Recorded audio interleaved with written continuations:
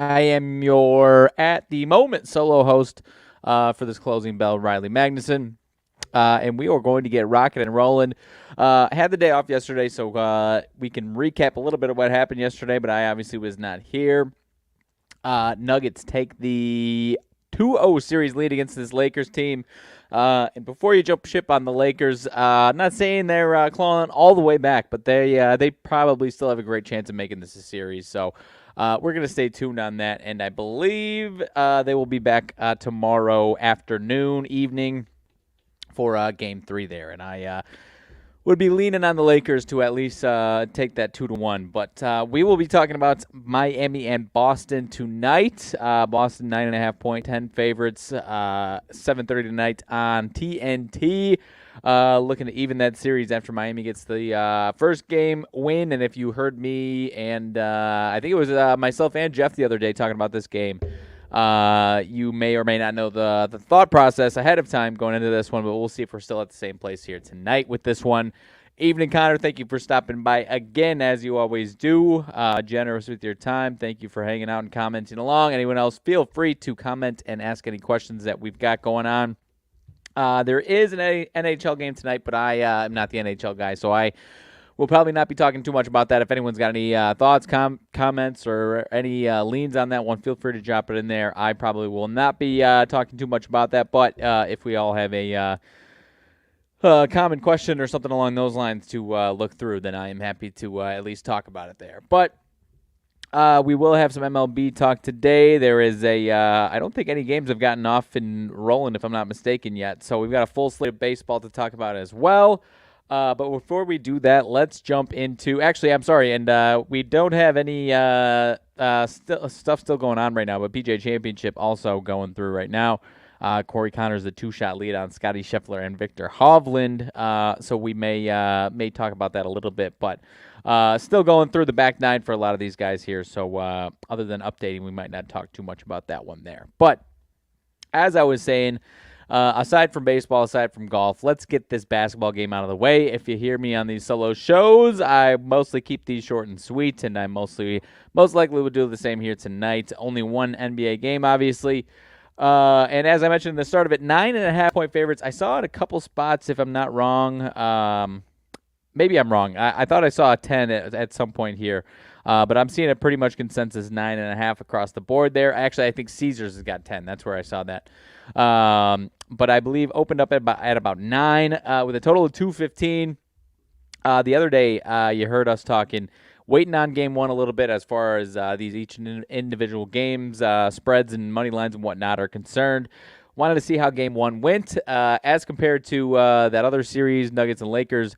Felt and still kind of feel as though you could attack game two a little bit based off how game one went. Weren't sure if the Celtics were going to win by a million or if the Heat were going to mess around and cover, if not win. Obviously, the Heat win. And so now we're at a spot here in Boston at home for game two here where all season long, going back to last postseason, in a lot of spots, when they win convincingly, and that is it's probably a little inflated tonight. It would not shock me if this one is right around, making this one a little sweaty. So I'm not as over the moon about it as I thought I would be. I do think the Celtics will win handily here tonight.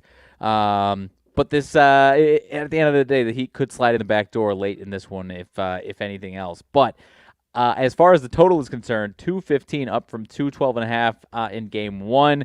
Game one, 123 to 116. Goes flying over. So while everyone is flocking to the over, I am almost, as far as what I'm interested in tonight, I'm almost interested in this game under 215. If this one was going to be any similar to the other game, I think it would have climbed a little more than 2.5 points or whatever I'm talking about. As far as what it was at close the other day. So I am seeing plenty of public flood into the over. I am interested in the under tonight. And as far as, and possibly even Miami under, team total under in this one. Frankly, it would not shock me if the Celtics put up a boatload of points, but at the end of the day, I like the under 215 and honestly a team total under for the Miami Heat under 102.5. So that is where I'm leaning tonight, as well as leaning towards the Celtics. So I don't think I'm attacking all three angles by any means, but could definitely see this Boston defense being fantastic tonight.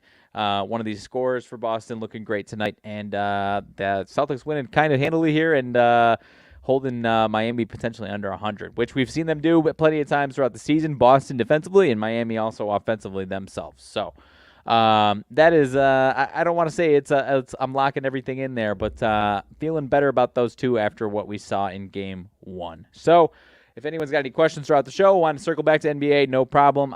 Even if I'm halfway through MLB, we can definitely circle back, even if it's after MLB. But we will move on to baseball slate here tonight. 5:35 my time, 6:35 East Coast time is the start of this baseball slate tonight. Arizona and Pittsburgh. And as far as that game is concerned, you got Zach Gallen on the mound against Oviedo. Gallen, a little bit of regression this last month. Still pretty solid, just regression off of being absolute nails in the month of April. 3 earned run, 1 earned run, 2 earned run is the last few there. So still pitching really, really well, obviously. And up against Johan Oviedo, solid in his last time out. And so now we're looking at a minus 170 price, minus 175 price here for Arizona. A little bit down from where it opened at, minus 200 or so.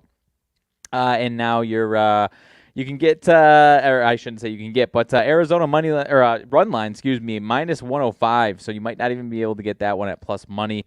I definitely lean towards Arizona in this one. Would it surprise me if Gallen regressed a little bit again and Pittsburgh's or Arizona's offense? It wouldn't surprise me at all if Arizona's offense had a rough night. So I'm a little concerned about jumping into Arizona money line, or I keep saying money line, run line, the minus 1.5, even especially without plus money there, because I do expect Gallen to be pretty good here and respect that opening number more than the current number. But this Arizona offense could be definitely due for some regression here. So a little bit of a toss-up there, but I could see Gallen having a really nice start tonight. Yankees and Cincinnati is a little goofy here. Clark Schmidt and Lively. I'm not sure what Lively's first name is here, but B. Lively, not Blake Lively, but wish it was in some regards. But Schmidt, 7 earned runs last time out versus Tampa Bay.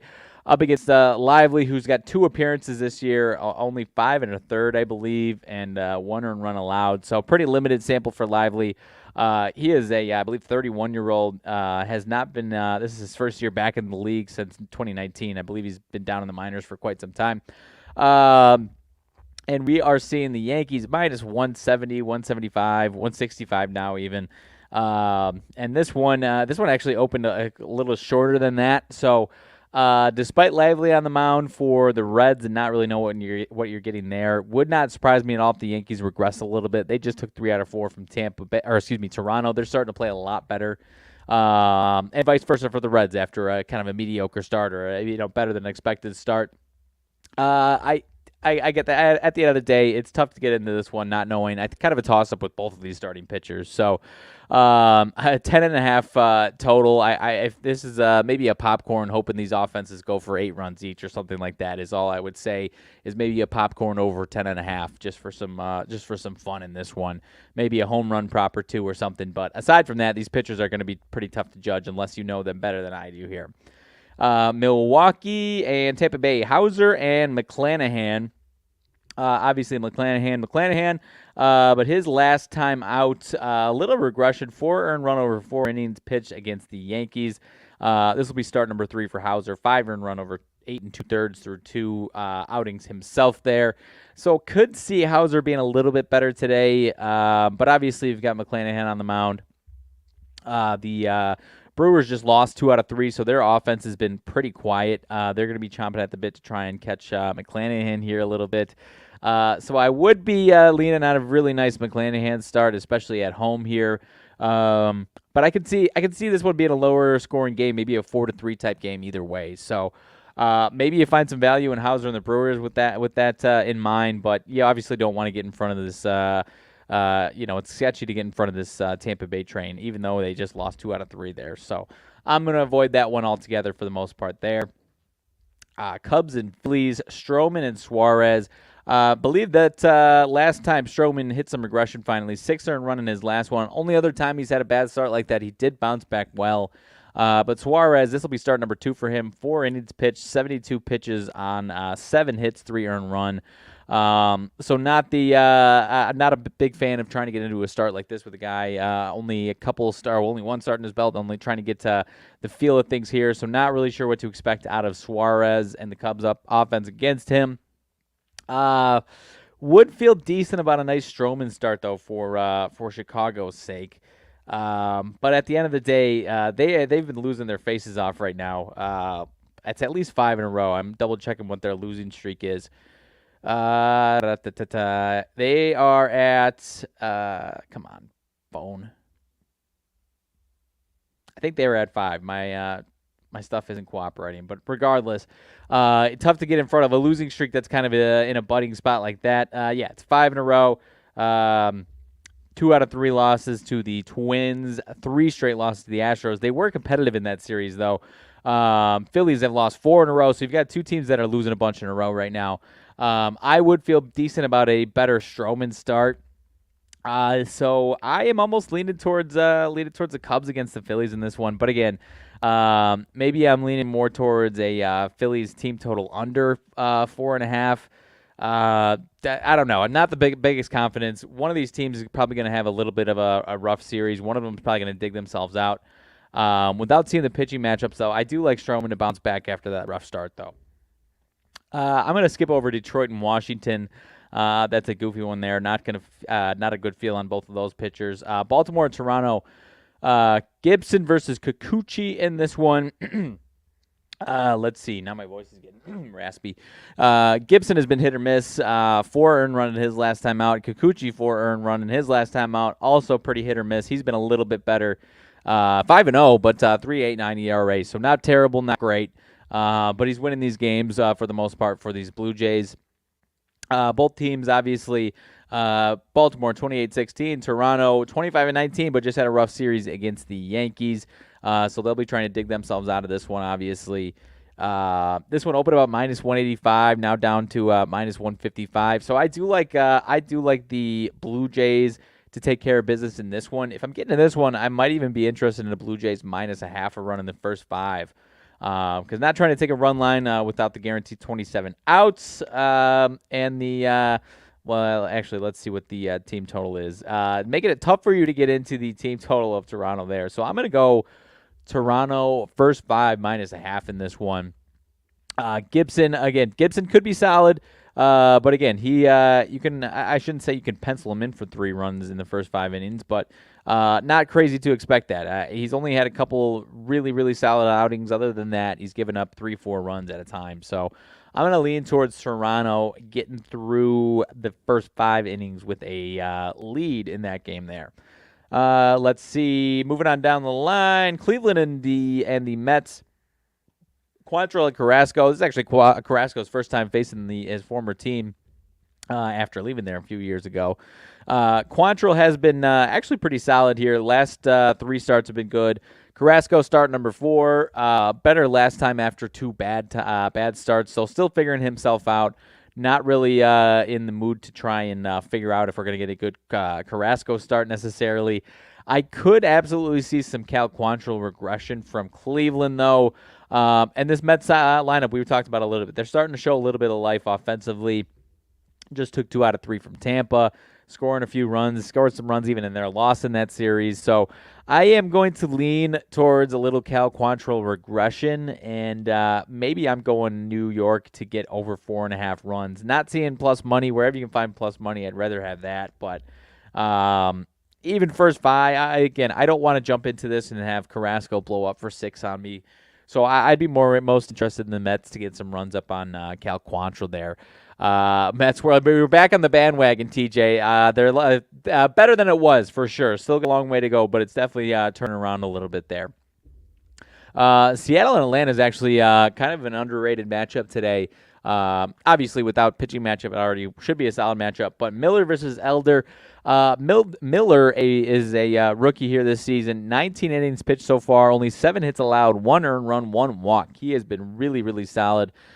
His balls hit and play against him are rising each start, though. 10 balls in play first time out, 14, and then 21 last time out. So Teams are starting to put the ball in play against him as the strikeout rate starts to drop a little bit there. But Elder on the other side has also been pretty good in his last three. So this is a kind of a good young pitching matchup here where these guys have been really solid to start so far this year. The total low at 8.5, kind of suggesting that one of these guys, if not both, are going to start regressing here. As fun and exciting as they've been so far, Seattle just lost 2 out of 3. Atlanta just took 2 out of 3 from Texas. So I'm going to lean on a little bit of a regression from maybe both of these guys and say we get an over 8.5. In this total. Maybe I like a team total a little better, maybe a little Mariners team total. I could go both ways, but I'll go on some regression and lean on some runs actually coming out of this game a little bit here. Maybe a 5-4 type game. Colorado and Texas. Let's see. Colorado starting to turn things around as I've been kind of predicting. They did take 2 out of 3 from Cincinnati, so did kind of have a nice prediction as far as Colorado at home. Maybe not that crazy against the Reds. Texas, as I just mentioned, just lost 2 out of 3 from Atlanta. 5-6 loss 2 days ago on Wednesday there. And now you've got Kaufman up against Perez. Kaufman, this is his major league debut. I do not know much about him at all. Do not like trying to get into major league debuts here. Martin Perez, though, obviously very good season last year, 2022 career season. Has kind of regressed back to what he had been before that, though. Did have a really solid month of April, and now we've got 2 bad starts in a row, 7 earned runs and 4 earned runs allowed last 2. So I'm going to lean, especially Rockies on the road after a nice series. I'm going to lean on Perez having a much better outing today and a bounce back. He has 4-1 on his record, so they are winning games here. But I will lean on, again, tough to predict. I don't know what to expect out of this Kaufman guy, so I'm probably not going to get on this one. But at the very least, I will suggest that Perez is going to have a better start tonight. I'm going to skip over Oakland and Houston. Waldichuk, not very good. Bialik, his 4th start of the season. Low runs, high hit total, so not counting out an over out of that game necessarily, but I don't have any interest in getting in there. Dodgers and St. Louis. St. Louis starting to play a lot better right now. Gonsolin versus Matz, though. And Gonsolin almost penciled him in for 5 innings and 5 really solid innings there. Matz on the mound. I do think you could see a better Matz. He's been pretty so far. St. Louis has been playing a lot better, obviously, and they just put 16 up on the board yesterday. So I'm going to lean on Gonsolin and the Dodgers to take care of business here. I'm going to go Dodgers. You can either go Dodgers minus 130 in the first 5, or you can get a minus a hook plus 112 there. And honestly, I don't even hate Dodgers minus 1.5 on the run line at plus money. So I think the Cardinals offense is going to hit some regression here, and you're going to get the typical solid 5 innings from Gonsolin here is going to be my prediction for that one there. Couple left, and then we'll get the heck out of here. Boston and San Diego. Paxton versus Snell. Paxton start number 2 for Boston. 5 innings, 2 earns, 10 Ks last time out. Snell has been all right. 5-6 innings pretty consistently. 2-3 earned runs this month. So I do think you could get a decent start out of him. Honestly, I Snell is the guy that I have no feel for whatsoever. So I'd say maybe he's going to be consistent again, or he'll bounce back. But they've been losing a handful in a row. They just lost 2 out of 3 at home to Kansas City. So I do think you could see a bounce back from them. So I'll lean towards the San Diego win, but nothing really confident out of me on that one. Miami and San Francisco, Alcantara, DeSclafani. In this one, you've got a Giants team favorite at home. Anthony DeSclafani, a little all over the place, but when he's been good, he's been real good. 5 hits, 3 earned run last time out on 1 walk. So a bad inning, and otherwise he would have been really good. Alcantara looking for a bounce back, 6 earned run last time out, but it was late in the game, 7 2/3, 7 hits, 6 earned runs. He gave him up late in his start there. He was cruising along and then kind of fumbled towards the end there. So honestly, I'll lean towards under in this one, under 7.5. I'm going to lean towards this one being a pitcher struggle. Both guys kind of having better form and starting to look really, really good as we move along here. Miami's won 4 in a row. San Francisco's won 3 in a row, just swept Philly. So I'm going to go an offensive struggle and a good pitcher's duel here and go under 7.5 in the Miami and San Francisco game tonight to close things out. So unless anybody's got anything else, I am going to get out of here short and sweet. As I mentioned, I'm going under 215 in the Boston and Miami basketball game 2 Eastern Conference Finals there. And then nothing crazy strong in the MLB, but maybe a small lean or two with a handful of teams that we just talked about there. So unless anybody's got any thoughts late on the NHL or any golf thoughts as well, last I checked, Corey Connors' 2-stroke lead. Scheffler and Hovland. Hovland was one guy I was interested in, but ended up leaving there. DeChambeau starting not to play too well there. Koepka and Morikawa kind of lurking in the weeds, though. Top 20, only a handful back. If Connors regresses a little bit, which he typically probably will, you might have some guys lurking. Rory, 2 over, honestly not in terrible shape.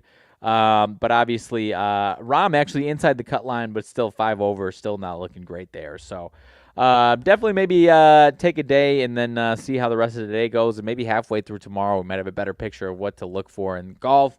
But aside from that, thank you so much for stopping by. Thank you, Connor. Thank you, TJ, for hopping in the chat. I know we are short and sweet.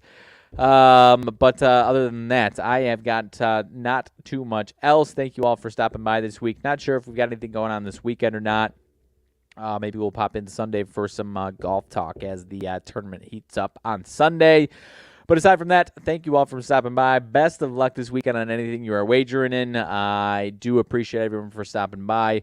I hope you all stay responsible and stay true to yourself. And I will stop rambling here and get on out of here. So thank you all, and I will see you all next week.